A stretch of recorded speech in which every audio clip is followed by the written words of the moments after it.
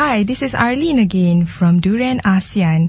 Now, we are moving towards another segment of this Durian ASEAN, where we will be discussing and sharing some moments about Dr. Irene Fernandez. She just passed away yesterday, and today we will have Maria Chin Abdullah from BERSIH, Janarthani Arumugam from Empower, as well as Pepper Lim from Undi, Malaysia, to share and also to commemorate in remembrance of Irene. Yeah, in remembrance of Irene, a special tribute towards her. So before we start, maybe we can have each of the speaker to somehow share about their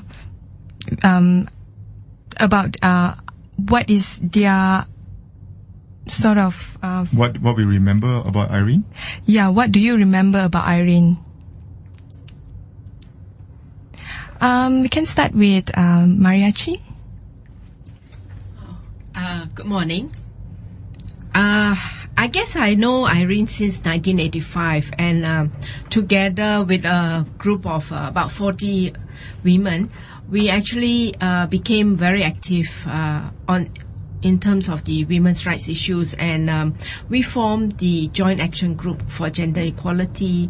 Me and Irene and some other women also formed AWAM, and that was also the year 1985 where we witnessed a lot of women groups coming up, new ones, in Sabah, Sawo, and then Sarawak Women for Women, Women's Crisis for Change, but now it's called Women's Center for Change. And that was the time that we actually advocated very strongly for women's rights issues. And since then, I guess, looking at all the issues that Irene has taken, it spans from women's rights to other minority rights. And that's how I will always remember Irene for. I see. So, Jenna, what about your impression of Irene in terms of her as a friend or person or activist? I think I've known her, Arlene, in my capacity as a younger activist coming into the scene.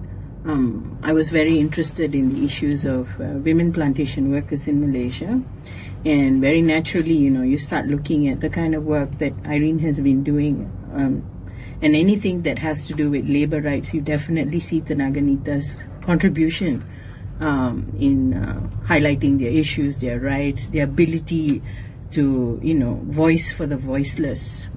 So in that sense, I started following the work that she's been doing with, which started in the Consumer Association of Penang, where she started actually engaging women plantation workers, and it culminated in a very important report that Tenaga Nita wrote with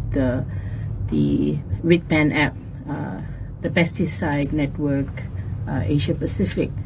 And they produced a very important report which talked about pesticide abuse and its impact on women plantation workers in Asia.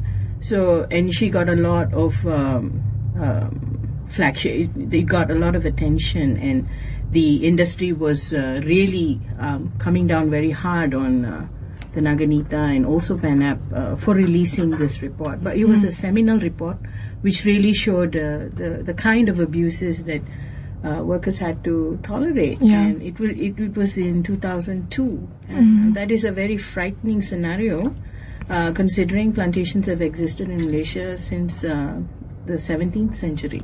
Wow. And things have not really improved. So I think being able to talk about issues with that level of consistency throughout the years, it requires a certain kind of commitment and the ability to speak to power, like huge MNCs, an entire industry which is strongly supported by the state, is also, it requires enormous courage. Yeah, I think we should talk more about her role in trying to defend the rights of these women plantation workers further later on in this segment.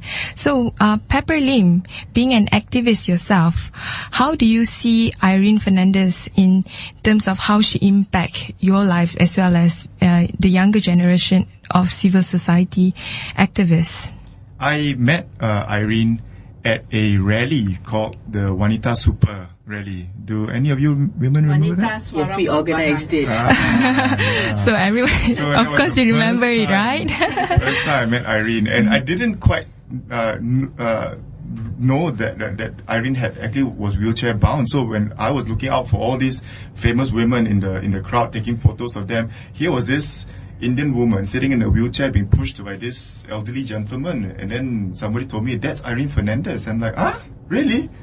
Wasn't she like this big defender of human rights and workers and or the Tenaga Nita boss is in a wheelchair? I'm thinking like, what?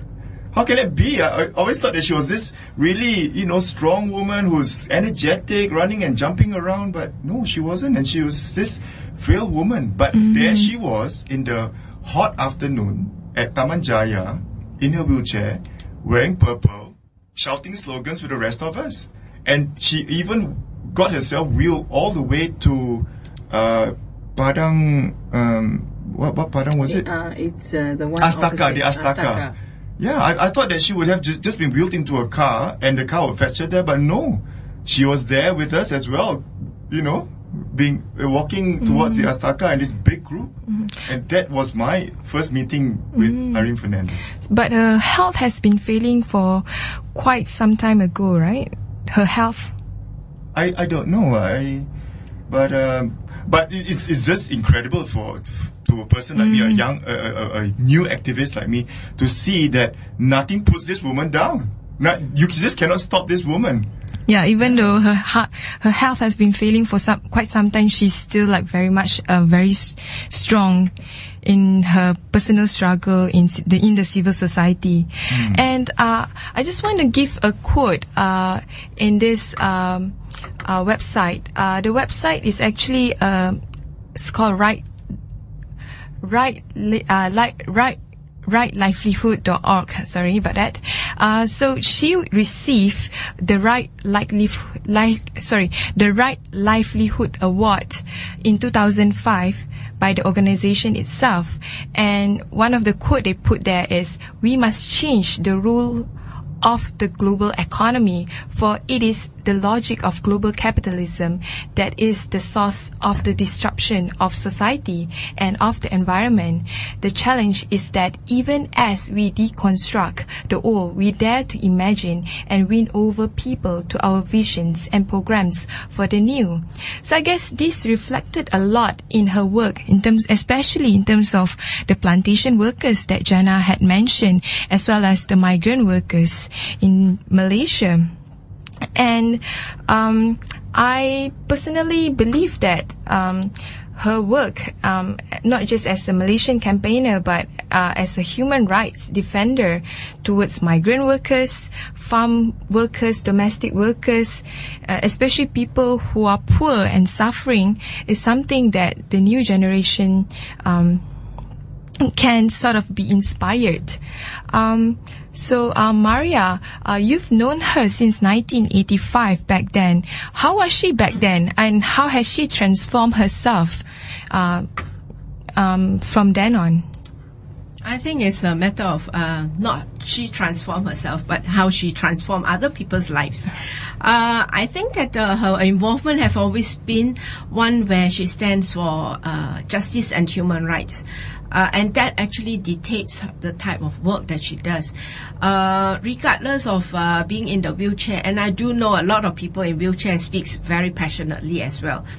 And I think that, nothing actually stops her. Yeah, she may be having some health issues, but the last few weeks she was actually going to Nepal. She went up to Penang and then she came back, and that probably actually took a toll on her heart. But she has never been deterred by her illness or her heart issue.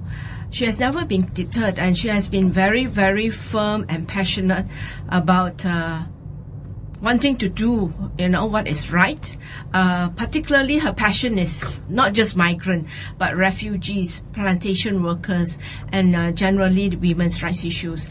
And we actually are very honored at BERSIH that she actually was one of our committee member for two projects that we have. One was actually during the GE13, she was one of the committee member of the campaign to stop political violence, and she did very well, in highlighting that political violence actually happens in our election. And the second committee that she's in is actually the People's Tribunal, which actually looks at the electoral reform. And that she has actually led the committee very well as well, and we are very privileged to actually have her on board. Wow. So Jana, talking about the plantation workers, her role in defending the rights of the women plantation workers, maybe you can explain more the kind of challenges that she faced and how she overcome it, and how she sort of respond towards the government or towards authority. Okay, first and foremost, I think it's important to remember that she's been working on an issue that hardly gets the attention of the larger civil society, because plantation workers are really very marginalized, and their issues, it takes a lot of effort to bring it to the fore. Although they have a union, which is the National Union of Plantation Workers. However, I think the approach that Irene took was really to look at the kind of gross abuses that happen to them as labor and also as women, and also looking at the environmental impact of a very abusive industry, exploitative industry. She looked at the workers, how the pesticide use impacted them. She looked at the environmental degradation that came from pesticide use. So she had a very she had the context of history. She also had the context of the issues that were happening to them at the ground level. And I think it's very important to remember that she was able to reach out to the ground, and she was able to interact with them, to understand their issues, at a very personal level, because she actually goes to these areas and interacts with these workers. And she had active field workers in plantations, organizing plantation workers all the time. And we're talking about at least 20 years of work. This is under Tenaga Nita, yes, is it is under Tenaga Nita. At first, I think she was working with the Consumer Association of Penang, and then it was Tenaga Nita. And she had very young women. It was usually a lot of young women who were the field workers organizing the plantation labor. And, she made a very, I think Tenaga Nita took a very conscious role to engage women, because they actually released a lot of valuable data that it was 60% women who were actually part of the plantation labor force, which is something a lot of people didn't know at that point of time. So, and the way they were dressed at the plantation, at the work site, actually exposed them to a lot more danger than men. The fact that women didn't wear boots, the fact that they were not given protective wear. So, to get those kind of details, you actually need to be able to do in-depth interviews. You have to meet the people. And Tenaga Nita went through a lot of backlash from the industry, in 2010. Oh, as recent as that? Yes. 2010. Tenaga Nita faced a lot of backlash from a very established multinational corporation. I will not name it, but basically they managed to reveal the kind of human labor and human rights violations that were going on to international journalists. And because these plantations come under the Roundtable Sustainable Palm Oil organization, where they have to adhere to certain rules, policies, procedures on how they produce palm oil, and how the kind of work ethics they employ in these plantations. And this plantation came under a lot of pressure, international pressure, and they countered a counter campaign to discredit Tenaga Nita, which was actually supported by the state. I see. What kind of counter campaign was that? Basically, it was discrediting Tenaga Nita's field workers. Actually naming them on in the media, actually pointing out, getting plantation workers to come out and claim that they were coerced, they were forced to give contradicting statements to what was actually happening in their work situation. So how is the progress of the case right now? Well, because Tenaga Nita has a lot of traction and their work is very credible, it was taken very seriously, and to Tenaga Nita's credit, they what they said actually held a lot of was very credible, because they've actually done that amount of work there, and because as a result of that, Tenaga Nita has also gone on to engage state governments which were very pro working with issues that have to do with the upliftment of women in the plantations, which I was talking about, the WALA program under the Selangor state government. And that's a very progressive move by a state government to actually recognize that this particular marginalized group needs a lot of economic empowerment, leadership programs and things like that. So, can you explain more about the program, the WALA program? The WALA program was actually set up with an allocation of 5 million, and it was to develop, to provide women plantation workers with economic empowerment. That means to basically, income generation programs, also to get them to involve in their community, and also enable them to voice out their issues. So Tenaga Nita was actively advising the state, developing the program. In fact, the initial program was actually kicked off by Irene in a training that involved about 60 women in Kuala Selangor. Wow. And her work also expand to migrant workers as well. And she infamously in 1995 produced a report entitled Abuse, Torture and Dehumanized Conditions of Migrant Workers in Detention Center. And the report was based on part of information given by Stephen Gunn and his team of reporters from The Sun. And the report itself has uncovered evidence that 59 inmates, primarily Bangladeshi, had died in Semenyih Immigration Detention Camp of preventable diseases like typhoon and beriberi. So, anyone, maybe Maria Chin, you knew her quite some time ago, since 1985. How was her back then when she was faced with these charges by the government and even being detained, being jailed by the government because of the publishing of the report? Not so much as jail. I think that there's a 1-year sentence, but she was on bail. I guess that she has never actually given up. And her strong conviction to stand by the report is actually very admirable, because without that case and without her kind of a commitment, I don't think Malaysia would have benefited from knowing that, in a country like ours, we actually do not treat migrant workers well at all, and we leave them to die as well. And I think that has an impact not just in Malaysia but also internationally, because it actually strengthened the whole movement on undocumented workers.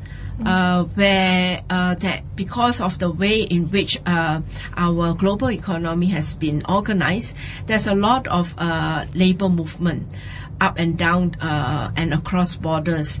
And the very fact that that report came out and exposes the abuses that migrant workers face actually validates what the global movement has been talking about in terms of looking at the working conditions of migrant workers and undocumented workers. So I think that is a big contribution. Unfortunately, in Malaysia, we have actually not signed any convention related to protecting migrant workers. And that is actually one of the wish that Irene actually want to see happening in Malaysia. I really hope that the government would actually take more positive stand, and have better policies for migrant workers, documented or undocumented, because it is a human rights issue. It is not just about foreign workers. It's a human rights issue that we all have to stand by if we want a more democratic country. Yeah, and in fact, her trial was the longest in Malaysia history, and many witnesses say that. Yeah. How many years is that? 13 years. 13 years, huh? Yeah. Wow. So within that 13 years, how much money was spent? According what I read on the internet is 1.5 million ringgit was spent just defending her innocence. That's a crazy amount. That is crazy. Yeah. Considering that, considering that she's actually innocent. Yes. There's very little funds available, and NGOs don't actually have special funds, to defend themselves when they're actually accused by the state. Yeah. That's right. So that's huge economic resources that have been put into defending, her conviction. So that takes a lot of personal courage and determination, I think. Imagine just standing for the same thing for 13 years, watching your... Tanya was telling me that, Tanya's Irene's daughter, for those who don't know, Tanya was telling me that she basically grew up with this court case. Okay, you just imagine just growing up with this, with the thought of your mom going to jail. Yeah. Yeah, I believe so. It must have affected the family, hugely, her own family. Maybe just add a little. Yeah, go ahead, Jana. Tanya and Katrina, her two daughters. I think we are more contemporaries, and I've always found their energy and their commitment to get involved in issues. They will always be the first to volunteer their resources. They will be first to volunteer. I think when Empower was under a lot of pressure for being the Secretariat of BERSIH, they actually offered their office to us, and that was something that I can never forget, because they were helping us organize the media. They were helping us, churn out media statements, which at that point of time, Empower being quite a small organization, and a lot of us were under a lot of pressure at that time, and we could not work from our office because it was raided. But these two girls, they very openly offered their space, and they helped us out a lot during that time. I guess that Irene has always brought her family together with her whenever she has any kind of event or activities. I remember that actually I see Tanya, Kemi is the son, and also Katrina growing up, because I used to take care of them as well. Really? You used to take care of them? I remember that in 1987, just before the Operation Lalang, we had a demonstration against rape. And that was when Tanya actually gave a flower to the police. And that was very significant, because it splashed through most of the major newspapers. And I think that actually reflects Irene's passion about the issue, and not wanting to actually be working on the issue alone, but actually bringing the family along. And Joe, the husband, is very much involved in human rights issues as well, and he's one of the founder of Amnesty International in Malaysia. So the whole family is actually quite involved, including the sisters, Josie and Angel. And I think that is the richness of that family, and also the ability for Irene to actually share what she believes with the family. So, and that actually gives me inspiration, because I also share the same thing with my 3 boys. And I'm very proud of them, because they went for the rallies and they have been supporting me. So I think that being able to not just internalize the human rights conviction, but to be able to share it with particularly people who are close to you makes a difference, because you don't just see the change as external, but also internal, you know, among your family and yourself as well. And I think that for me, besides remembering Irene for the human rights conviction that she has, I will always remember her as a very caring person, because I think that one was the care that she showed towards Empower, but all this while I think that she has been caring for people a lot, and as a friend, she has also taken care of us, because at that time quite a lot of us were the new activists, and she was actually the veteran, because her involvement started with the Young Christian Workers, where she did a lot of work at the plantation estates and all that. So I think that I'm actually quite glad that I have been able to share some of my life with her, and I really hope that, you know, she will rest in peace and be able to know that, you know, the struggle continues. Yeah, I think having a supportive family is definitely important, especially family that is part of the mission in the civil society movement. And Pepper, I believe you know Tanya personally. Yeah, Tanya and I were one of the first people to join UDI Malaysia a few years ago, and that's where I met Tanya. Tanya, I can tell you, it's now that I'm listening to Maria tell us about Irene, I can see a lot of Irene in Tanya as well. The stubbornness, once you get her going on one idea, she just won't stop. You know, Tanya, I can tell you, we were in UDI Malaysia, just an example. We adopted Ulu Langat as a constituency to go down to study how voters vote, why they should vote, you know, to encourage people and to find out what's going on as a constituency. It was Tanya and gang who came up with Hangatkan Langat, and she was the one who tweeted the whole thing, and she was the one who called everyone movers. Instead of activists, you say movers. Hey, movers, let's get moving. This is Tanya. This is so much like what you just said about Irene. You know. Yeah. So, well, I guess I can. I mean, from what I hear from you all, I can definitely see that the spirit is not just in her, but her family and possibly her friends as well. You know. Yeah. I just listening to Maria. I'm quite glad that Irene just didn't pass away just like that, but she actually left a legacy that affected so many people. I didn't know that it extended way back to the 1980s. You know, hearing Maria telling me that she's a young activist, I always think that she's one of the, you know, the big taikos of activism. But now she tells me that Irene is even her taiko in activism work, and I know that Irene also touched me as a new activist, and I know that now that I've listened to Irene's stories, I know that Irene and her Tenaga Nita has touched a lot of people, and I think that that's good, that it's not going to finish here. The work is still going on, and it will go on strongly as well. Yeah. So we will stop for a while. We will come back again. We will talk more about the women's rights issue in this country, as well as about the Tenaga Nita and other areas of her life. Thank you. Words of sharing. Durian ASEAN.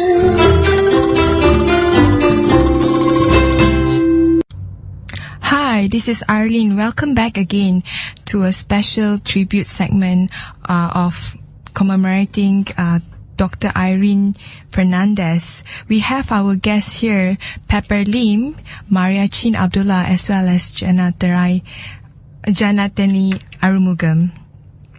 So, continue back on the discussion and sharing of Dr. Irene Fernandez, who has passed away yesterday. She played a vital role in terms of not just on migrant workers' rights, but also on women's rights. So, I was just wondering, like, how much of her as an activist and a woman's rights activist, as in a women's rights activist, in sort of creating an awareness and impact on the women's issue in this country. Maybe Jana, you have something to share? Okay, maybe I can give the current context of how I see her as a feminist foremother. I think for a lot of us, the younger feminists, we have our role models like Maria Chen and Irene, and like personal role models as well. I think one of the important things that I can take away from knowing Dr. Irene Fernandez is the fact that she always speaks truth to power, and that is something that I think Malaysians overall, that's a big challenge for us, being able to speak against a very authoritarian state, being able to stand on an issue which is not popular. You may not have as much support, but you've consistently spoken the same truth, and that truth resonates to so many people, and you're able to really represent an entire group that is not seen, that is not heard. I think that requires a lot of moral courage. And speaking of moral courage, BERSIH too, she was right in front of Tung Shin Hospital, where the a lot of them allegedly not fired, and she wrote, she wrote about it. Mm-hmm. She explained what actually happened there. And I think it was published in Malaysia Kini. She also was a witness for the BERSIH, when they were collecting To Suhakam. to Suhakam, when they were collecting all the eyewitness reports, I think, you see, consistently, she's always been a witness to atrocities, and she's never been afraid of speaking up. And I think that's a very important feminist trait. That we don't really see. And being able to look at the intersectionality. Intersectionality means you're not just a woman, you're also a marginalized woman. You're not just a marginalized woman, you're labor, and you're not just labor, you're migrant labor. She could see those intersectionalities, she could pick up those issues, and she could articulate them. And in terms of class, usually it would usually be the women who are the bottom part of the class structure, especially in terms of socio-economy. That would relate to, for example, domestic workers, where, the campaign of, that Tenaga Nita started, that they actually need one day off because, domestic work is work, and you don't relegate it to the private domain where, you think, it's something that you take for granted. Housework is something that women do, and housework, is not given the due recognition.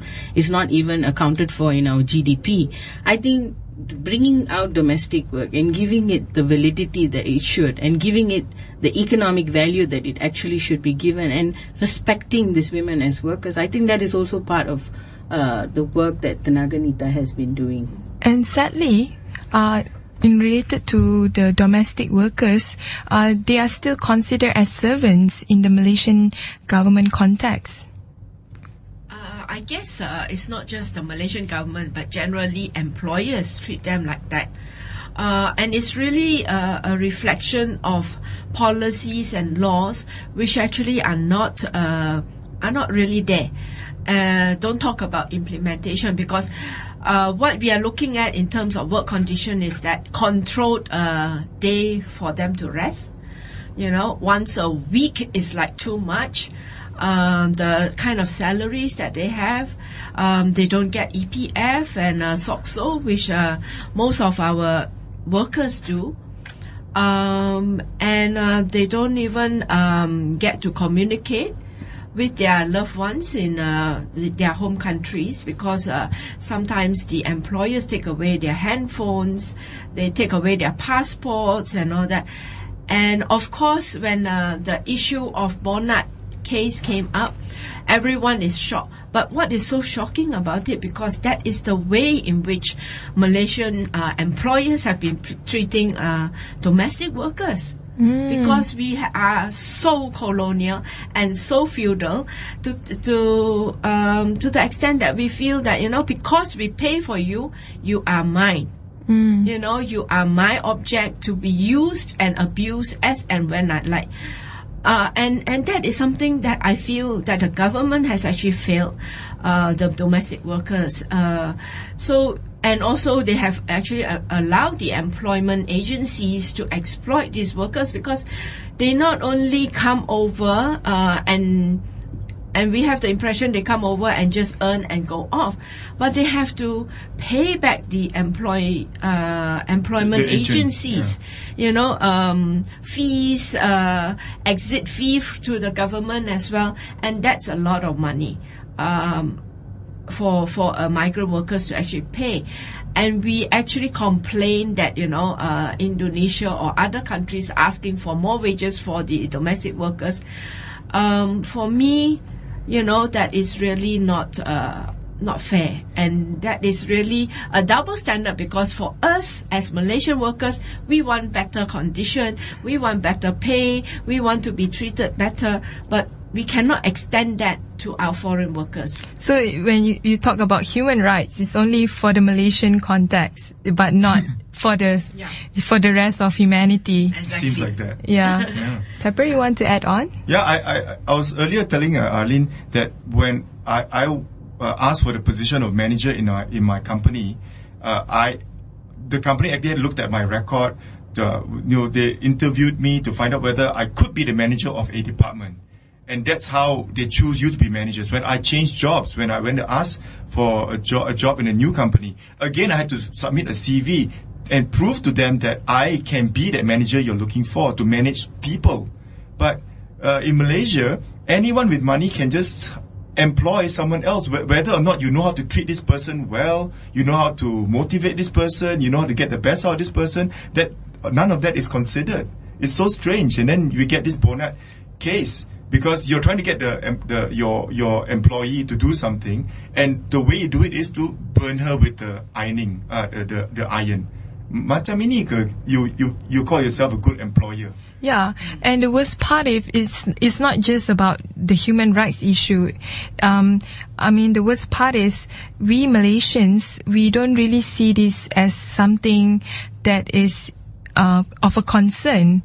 But people like Irene and her work, and people within the civil society, I mean, these are just minority, I would say, unfortunately, within our Malaysian society. Yeah, considering that, you know, this campaign that Tenaga Nita has been running, it's been going on for years, you know, and they even have a shelter, and to actually manage a center, to fund a center, it costs a lot of money. I just want to bring it back to this, that doing this kind of work, which is unpopular, which is not supported by the state, this is the function of a state, you know. You bring in workers, you know, and they help build the economy. You're supposed to give them the basic rights for them to enjoy, you know, life as you know, equal human beings. But, you know, you leave it to you give this task to an NGO, which is really underfunded, and, you know, the amount of pressure you go through, because, you know, this is probably one of the few organizations that actually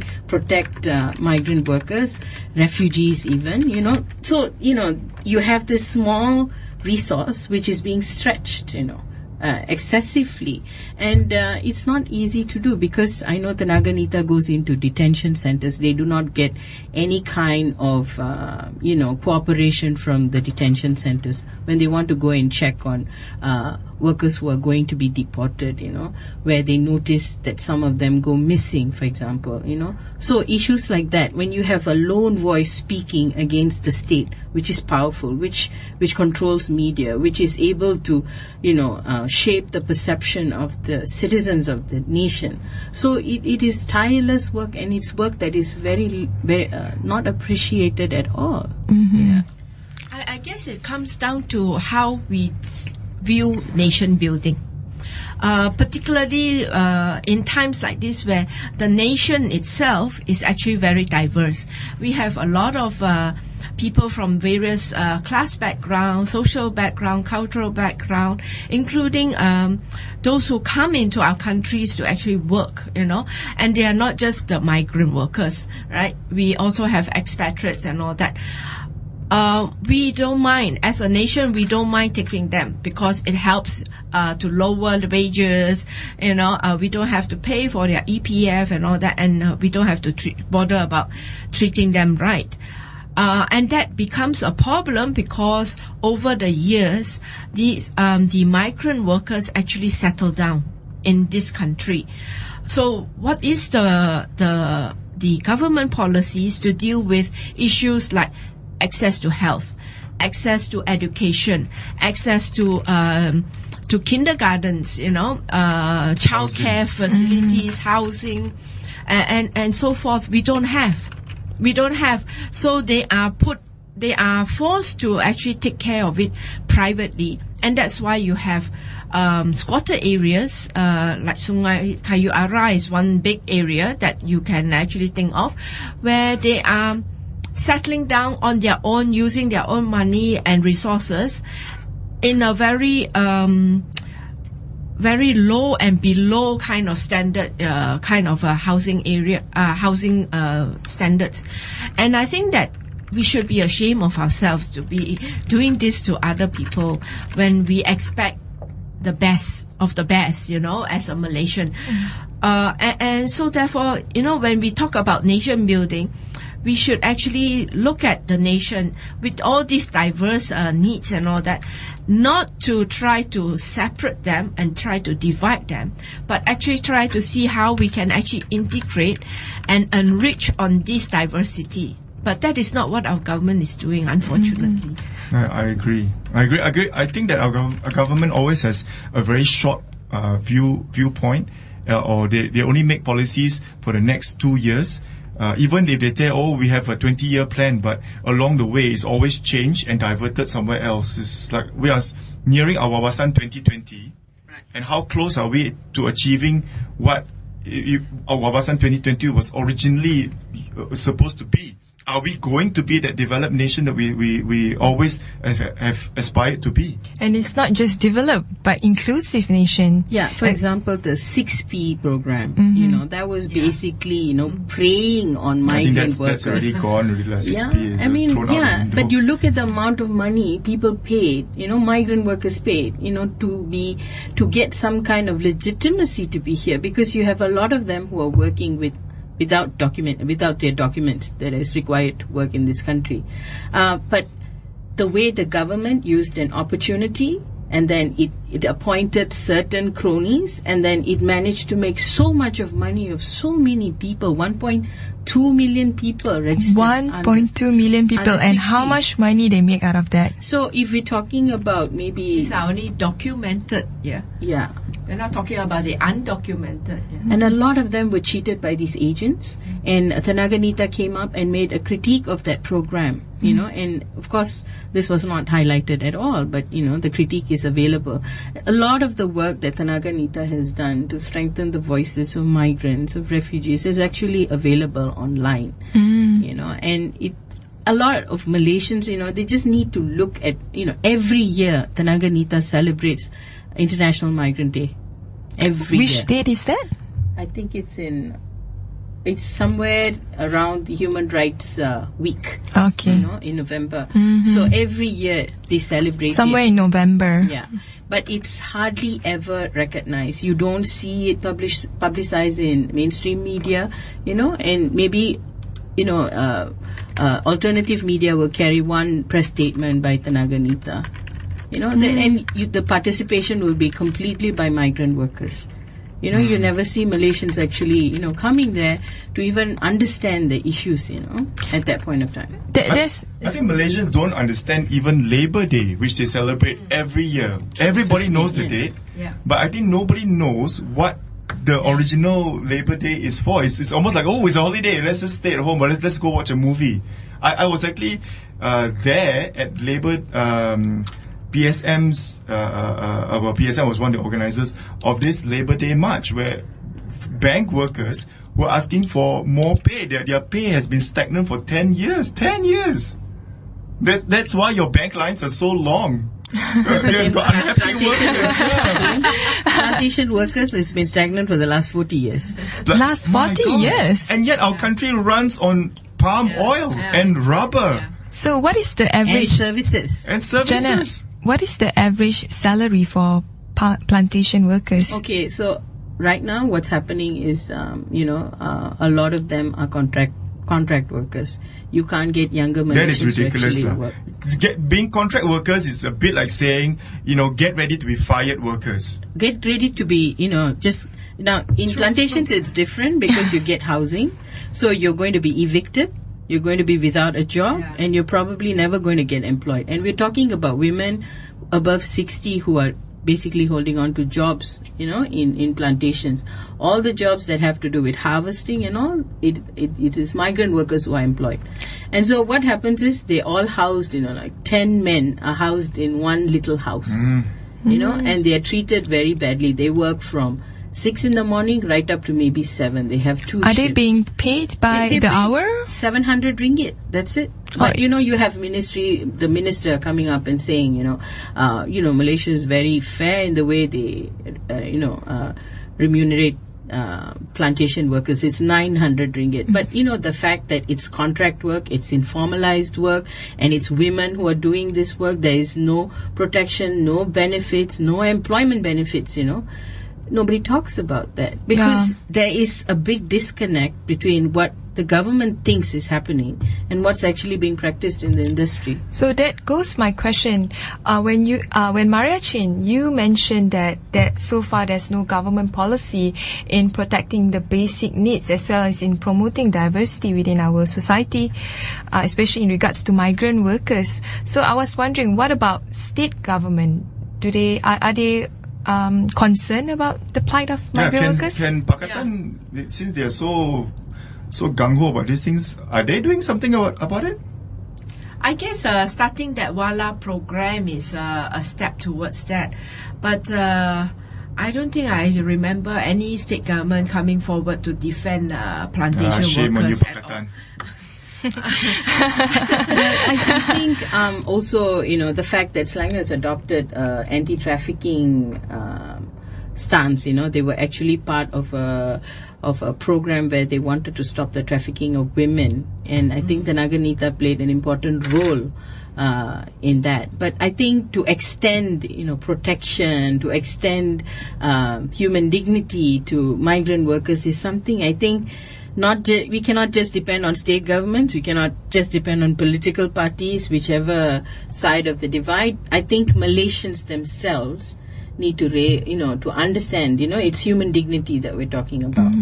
By the way, talking about the International Migrants Day, I just Googled it. It's on 18th of December. Awesome. Okay. Yeah. So this is a date that I think all Malaysians should remember. Since we got how many million migrant workers in our country? 2.3 million. Estimated 2.3 million. That's a lot. Yeah, that's a lot. So moving on, Jana, before this, you told me earlier on about this group called Pesticide Network Group. Maybe you can explain more about it. The Pesticide Network group actually it's Asia Pacific, is actually an organization that looks into the usage of pesticides in all industries. And in 2002, with Tanaganita, they produced this report, which, criticized the use of pesticides in Malaysia. Now, this is very interesting, because you have plantations in the whole Southeast Asian region. We have Indonesia, we have Philippines, we have South African countries that are becoming part of the whole expansion of the oil palm plantation, oil palm industry. So pesticide use is prevalent in all these places. And if you look at Indonesia, 3.6 million workers work in this industry.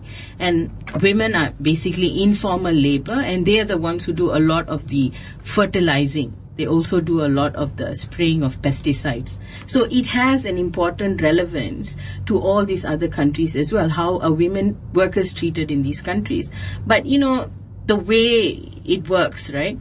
You have different organizations in these other countries defending the rights of labor. You have trade unions and whatnot. But for them to actually work together, they need to build upon each other's work. So, for example, Tanaganita and PANAP have done this study in Malaysia. It can be used in Indonesia. It can be used in Philippines because, workers do not have proper attire to protect themselves when they use chemicals, and pesticides. So Tanaganita's work is important, and it basically pushes frontiers, in terms of how you can actually protect labor rights, you can protect women's rights, and then even go to the specifics of looking at women labor, which is an important issue because they're informal. And we did research on the impact of the women's work in the informal sector. Maybe Maria could talk about it because she actually wrote the chapter, home-based workers. Home-based workers. Yeah. I guess that you see, because the salaries are so low in the plantation, it actually pushes the people to actually look for alternative as a supplement to the household income.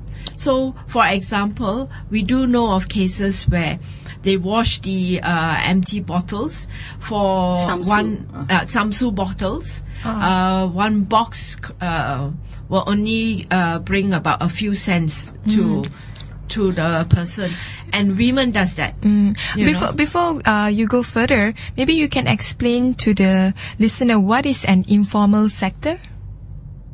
Informal sector is basically where your employment is not recognized. You're not registered as a worker, so you're not entitled to benefits. You're not covered under the labor law in this country. But actually, we do protect informal workers, and even the definition of a worker is not very clear in terms of in terms of protection, implementation, because the Labour Department doesn't really defend the rights of people who have been, for example, unfairly dismissed. So it's very contentious in this country, and also the fact that we don't have very strong trade unions to protect workers' rights. Yeah, I guess that the informal worker, or what some people say is home-based workers, is that officially they are not in our statistics. But if you look at some of the, and that's where multinational companies and private companies actually take advantage of that situation, where they don't have to pay EPF, SOCSO, they don't have to declare them as their workers. So therefore, all the statutory benefits they do not get, or even rest days. We did a survey on some of the women workers who were actually assembling the caps, for batteries, car batteries. And one gunny sack is about 7 kg, and they only get a max of 70 cents depending on the size of the caps. 70 cents for 7 kg of caps. And the few women that we have interviewed actually work more than 8 hours in order to actually make sure that at the end of the month they get 250 ringgit as a supplement to the household income. At the end of the month, as in 250 ringgit. Because extremely it's so little, and you don't have any labor standards as to how much you should pay for that. And they are not even entitled to minimum wage. No, there's no minimum wage in our country. There is minimum wage in our country. It was enforced in January 1st this year. 900 ringgit for West Malaysia. It's 800 ringgit for Sabah Sarawak. It is mentioned as a policy, but there's no law to actually make sure that we don't have an act. We have a minimum wage in terms of looking at setting a body, but not in terms of what is the rate that you should be charging, you see. So the 900 ringgit basically is just word of mouth. It's not something that employers are obliged to follow. Am I correct? It's not a word of mouth. It's actually proposed as a policy. And also it has been mentioned in our national policy. But the implementation, how do you monitor whether... And what sectors are you talking about when you say blanket 900 ringgit? Because 900 ringgit in KL is really nothing. not enough as compared to somewhere, in 900 ringgit in another area that is isolated and all that. So you just cannot say 900 ringgit for Peninsula and another rate in Sabah Sarawak. You have to do the regional analysis and decide, each region may have to come up with a different rate as well. I think so too. I think that it's ridiculous that our country is going towards this sort of force. I think it's forced labor, isn't it? You don't have a choice to do 7 kilos of caps. Now, here's 70 cents. You want it, take it. You don't want it, I'll find someone else. That's the crazy. bargaining power is not there at all. Then we also do a lot of union busting in this country. Yes. That's another topic that we should discuss about trade union in this country. I think it's virtually non-existent, I think. Yeah, I mean we have MTUC, right? MTUC is the umbrella body, yes. Yes, we have MTUC. You see, the way in which the government actually split the union is that one is the MTUC, which is the traditional unions form in most of the big companies, because when in 1970s when we went into big mega plans to industrialize, that is where government actually signed this policy, this agreement with the MNCs to say that no unions in the free trade zone areas. So therefore, particularly the electronics was actually badly affected because they fall under the free trade zone areas, and 90% of our women workers are actually found in electronic workers, in electronic factories at that time and even now. So they have never been unionized, and I remember that we have been the women's group has been asking for unionization, particularly of the electronic factories. So later on, the government decided that you can form the in-house unions. So it's factory by factory, and you cannot link together. Because by linking together, then there's unity, there's strength in unity. The in-house union, is it? That means within your own. It is company sanctioned. Yeah, is it independent from the employers? Yes, it's independent from the employers and it's independent from MTUC. But I think 2 years ago they changed that. They allow for regional unions to be formed for the electronic factories. So it is still not under the MTUC, but there's regional unions. And I think that this way of doing it is that you have no choice. You either do regional or no unions. So and that shouldn't be, because in our constitution we do have the freedom of association as how we define association, but it's now defined by the government how we associate with each other as unions. So that actually split a lot of the workers, because by joining the union you can actually be blacklisted. In the home-based industries and all that, of course there's no union, but you see, what is happening is that because of decentralization, you have factories where instead of having large factory space, some of them just rent or buy, office blocks, turn it into a factory, and then you outsource. So then you don't have to pay so much in terms of salary. You only pay for those that are permanent, which is fewer.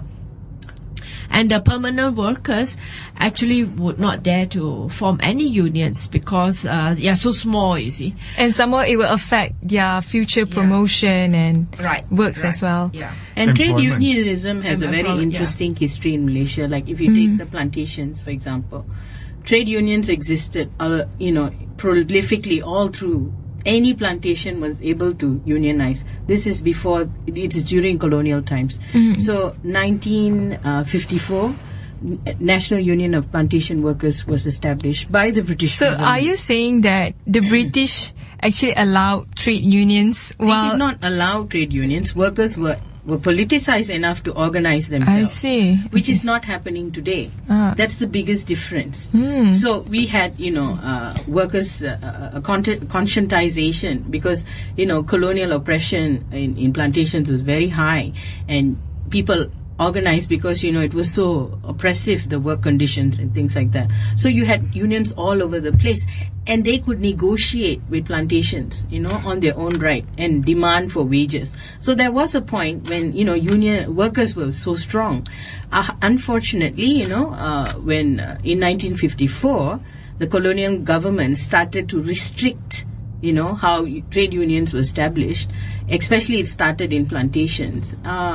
You only had one trade union per industry, which does not exist anywhere else in the world, I think. Interesting. And these are stuff that Irene Fernandez and Tenaga Nita were championing, Yeah. Going back to Irene Fernandez, how has she sort of tried to change the situation in terms of the trade unions in Malaysia? Did she propose anything or did she do anything? I think one of the things I think we have to recognize is to a certain extent, I think she tried to work together. In terms of the plantation workers, you can see she's actually engaged in the RSPO process. That means she engages with plantations. She tries to work with them in order to strengthen rights of workers. Like she worked with one major plantation and they came up with the gender policy, which is promoted by the RSPO, and unfortunately the gender policy is nowhere to be found. They established focal groups where, women workers will come together and articulate their issues, but it doesn't exist. After, just launching it, putting it on paper, getting RSPO to recognize that this plantation actually has these procedures, then it's just eyewash.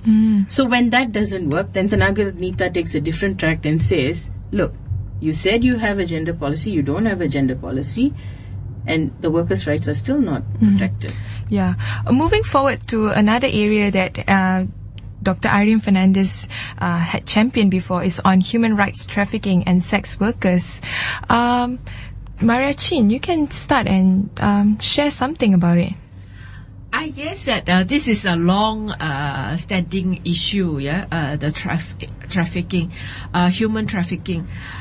And our government does not handle it until I can't remember which year they did this law on anti-trafficking law, the act, and that actually started Tenaga Nita to work with the Selangor state government to actually have a project on anti-trafficking.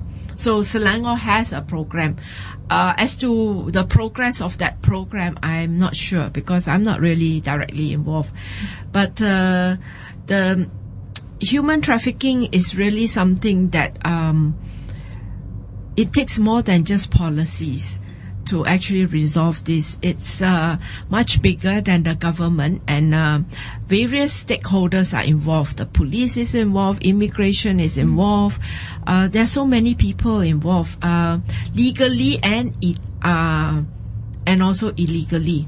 So there has to be much more, not just, it has to go beyond policies. It has to go to actually implementation and a re-education of our immigration and police officers on how they treat these trafficked persons, because what you get is that the women who have been trafficked are the ones who get penalized. They get sent back or they get pushed into jail. And the pimps and people who are selling them, they get away scot-free. You know, and media actually sensationalizes the women who have been trafficked and not the pimps. And I think that it's about time that, you know, even the media has to take a different look at how they actually build up the stories around human trafficking. It is not just about women selling sex. If there are no demand, there's no supply. I see. Pepper, you want to add something? No, it is so difficult as a man to be talking about sex work. It is easy. No, Pepper, it's easy if you're a feminist. And men and women can be both feminists. I think that women should be given the choice to choose. If a woman wants to is willing to be a sex worker, I think that's her choice, and I think that's fine. But I think that I agree. Being trafficked is just no. It's modern day slavery. Seriously, you know. Talking about sex workers here, are they protected in Malaysia? Or the government even recognize sex workers? So few countries in the world actually recognize sex workers as a proper profession.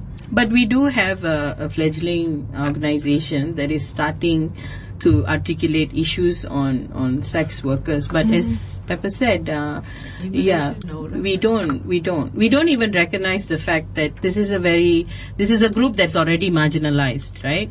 They're being harassed by the law enforcement people. They are also exploited by their pimps or whoever, you know, actually uses makes money off their work, you know. So, and in Malaysia, we are not even a lot of these sex workers are not even organized. So, but you know, it is a service that everybody uses at some point of time. I think that's the reality. We don't want to. Everybody uses. I mean, most people do. I mean, there is the demand, right? See, I think that like in Holland, they actually recognize sex workers.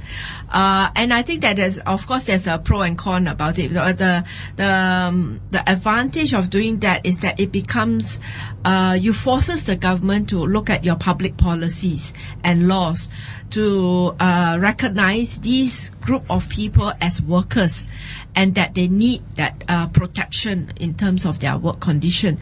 So then you institutionalize sex workers, and you actually provides better conditions for them. I know it's very controversial. We in Malaysia, we still have to discuss about it, but I think that, you know, we have to come to a stage that there's no way you can actually stop this sex workers, but how do you actually make the condition for them much better? Yeah, I mean, make it illegal would only widen the black market for sex workers. Further, you know, marginalize a already vulnerable group. Can you imagine? There's this one report saying that Indonesia is the highest number in terms of victims of human trafficking, and Malaysia is also among the highest.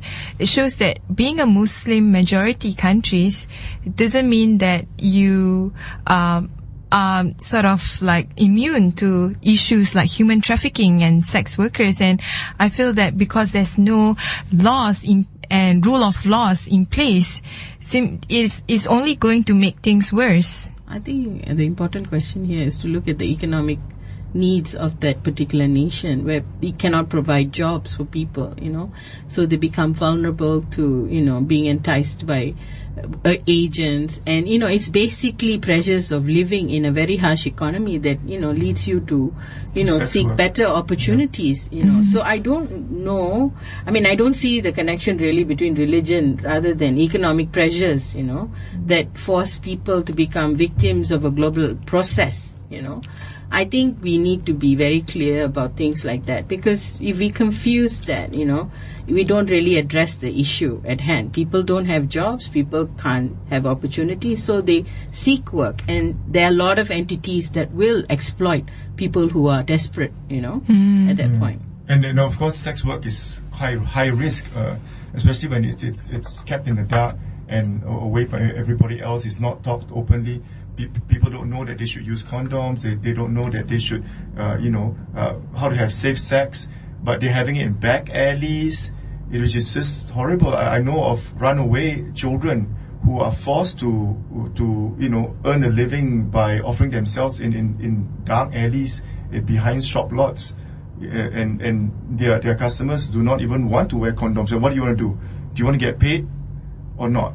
So they are forced to do that, and this is also another issue that stems from this big issue. The hypocrisy of the state. It's crazy. I still remember in the late 1980s when this group of sex workers actually came forward in a press conference to actually expose that they have been raped by their clients. And that was when me and Irene actually tried to take up their case, but we couldn't find them. And subsequently, it was like slammed down, But I think that besides the economic part, there's also the health issues and also this social thinking, that of how we look at sex workers and the thing about men's sexual desires, that it needs to be taken care of through the sex workers, but without actually looking at the protection for the sex workers, because it comes with AIDS, it comes with STDs, it comes with rape. And these are the issues, the violence and all that. These are the issues that the government has to consider, because it is not just about economic, it's a health issue as well. Yeah. I'm not saying that all sex workers actually spread HIV/AIDS, but we do have statistics that it is. HIV/AIDS is also and a there's no growing mechanism to monitor this. And like what Pepper says, the education about using condoms. Condoms is not even allowed to be discussed at schools. Yeah. Unfortunately, we are almost at the end of our special tribute to Irene Fernandez. Her work is definitely vast, looking at among all the topics that we have been discussed. So I would like to ask our host here, any last message on Dr. Irene Fernandez? Pepper? I'm glad that Irene has done so much work, and I'm glad that her work is continuing. It hasn't died with her. I'm really glad for that. I think that it's not just felt in Malaysia, but also internationally. A lot of people will miss her, but at the same time, if you read all the messages, a lot of people will also remember the work and know that she would want all of us to actually continue. And I think what really struck for me when I attended her wake yesterday is the strength that her daughters displayed, and how much they urged me. Basically, they said, Mommy would want us to keep on working and keep on fighting the good fight. I think that's exactly what she encapsulates, being the person who keeps on fighting the good fight. Yeah, she's definitely a fighter, and she will definitely be missed by all Malaysian. So I'm Arlene. This is Durian ASEAN. Thank you to all our guest hosts, Pepper, Maria Chin, and Janarthani. So I'm signing off. Bye.